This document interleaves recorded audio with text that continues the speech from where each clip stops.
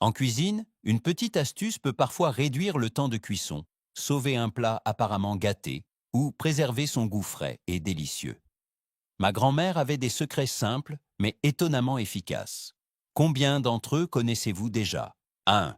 Utilisez un cure-dent pour faire cuire les pommes de terre plus rapidement. Lorsque vous souhaitez préparer des pommes de terre au four, devez-vous souvent attendre longtemps? Ma grand-mère avait une astuce simple mais efficace. Il suffit de planter un cure-dent au centre de la pomme de terre avant de la faire cuire. Le cure-dent agit comme un conducteur de chaleur, permettant à la chaleur de pénétrer plus profondément, ce qui fait cuire les pommes de terre plus uniformément et plus rapidement. Vous n'avez pas besoin de changer votre façon de cuire. Ajoutez simplement cette petite étape et vous verrez le temps se réduire, tandis que le goût et la texture resteront intacts. Une petite astuce, mais très astucieuse, n'est-ce pas? 2. Utilisez l'eau de cornichon pour mariner la viande. Que faites-vous habituellement de l'eau de cornichon restante du bocal?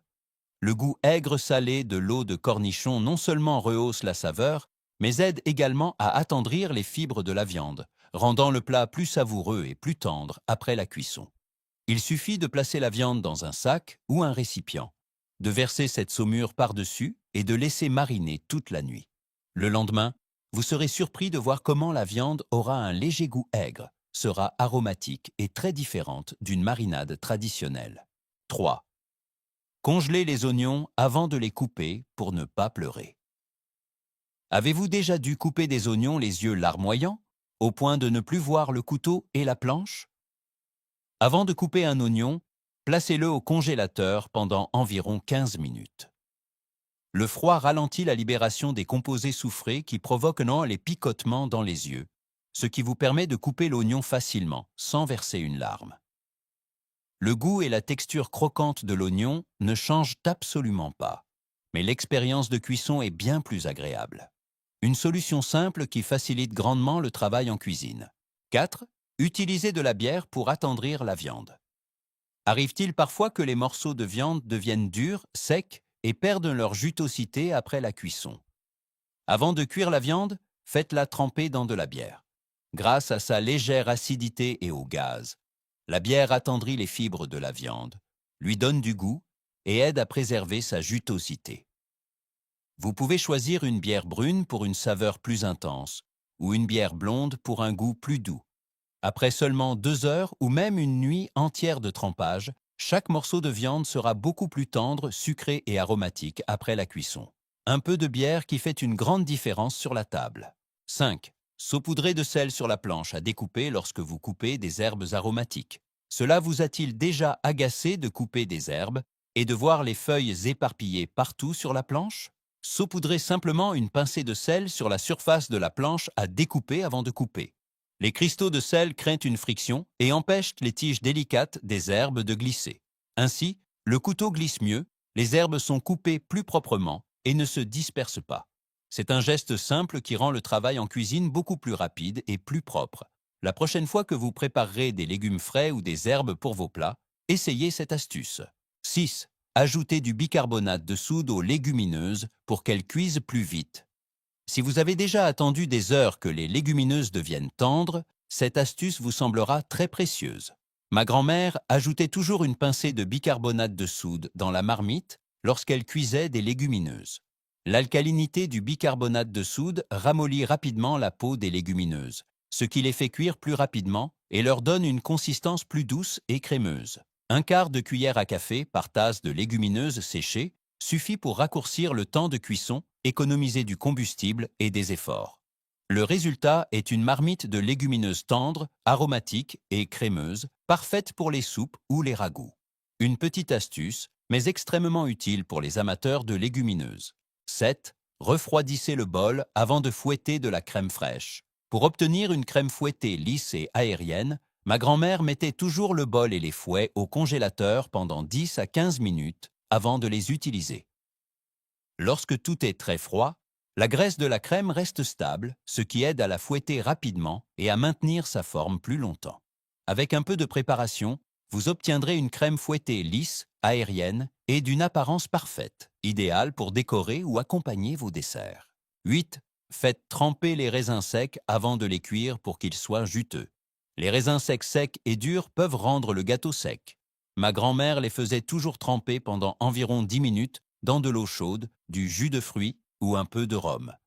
Après la cuisson, les raisins secs restent moelleux, juteux et conservent une douceur délicate, ce qui rend le gâteau beaucoup plus humide et aromatique. Un petit détail qui change considérablement le goût du plat. 9. Nettoyez l'huile usagée avec de la fécule de maïs. L'huile de friture devient souvent trouble et se dépose. Au lieu de la jeter, ma grand-mère la saupoudrait d'une cuillère de fécule de maïs, la chauffait doucement, puis la filtrait à travers une passoire. La fécule de maïs absorbe toutes les impuretés, rendant l'huile plus transparente et permettant de l'utiliser encore plusieurs fois. C'est économique, sûr, et ne gaspille pas un ingrédient précieux. 10. Faites tremper les grains de maïs non éclatés pour les réutiliser. Lorsque vous faites du pop-corn, il reste souvent beaucoup de grains non éclatés. Ma grand-mère ne les jetait pas, mais les faisait tremper 10-15 minutes dans l'eau. L'enveloppe ramollissait et en les faisant éclater à nouveau, ils éclataient plus facilement. De cette façon, vous obtenez une autre portion de pop-corn croustillant, sans gaspiller un seul grain de maïs. 11. Utilisez de la mayonnaise au lieu du beurre pour les sandwichs grillés. Au lieu de beurrer, ma grand-mère étalait une fine couche de mayonnaise sur la surface du pain. Lors du grillage, la mayonnaise crée une croûte dorée et croustillante, avec une couleur uniforme et une touche spéciale de goût aigre-gras. Cette méthode est rapide et rend le sandwich bien plus savoureux. Un secret simple mais étonnamment délicieux. 12. Faites tremper le poisson dans du lait pour éliminer l'odeur. Avant de le cuire, ma grand-mère faisait toujours tremper le poisson dans du lait pendant environ 20 minutes. Les protéines du lait neutralisent l'odeur de poisson tout en rendant la chair plus tendre et plus douce. Après l'avoir rincé à l'eau froide, le poisson conserve sa fraîcheur et une fois préparé, il est bien plus savoureux et facile à manger. 13. Vérifiez la fraîcheur des œufs avec de l'eau. Ma grand-mère avait une méthode très simple pour vérifier la fraîcheur des œufs. Elle les plaçait dans un bol d'eau froide. Les œufs frais coulent au fond et reposent à l'horizontale, tandis que les œufs plus anciens se tiennent debout ou flottent, car ils ont accumulé plus d'air à l'intérieur. De cette façon, vous pouvez facilement trier les œufs avariés avant de cuisiner, éviter le gaspillage et garantir la sécurité des repas. 14.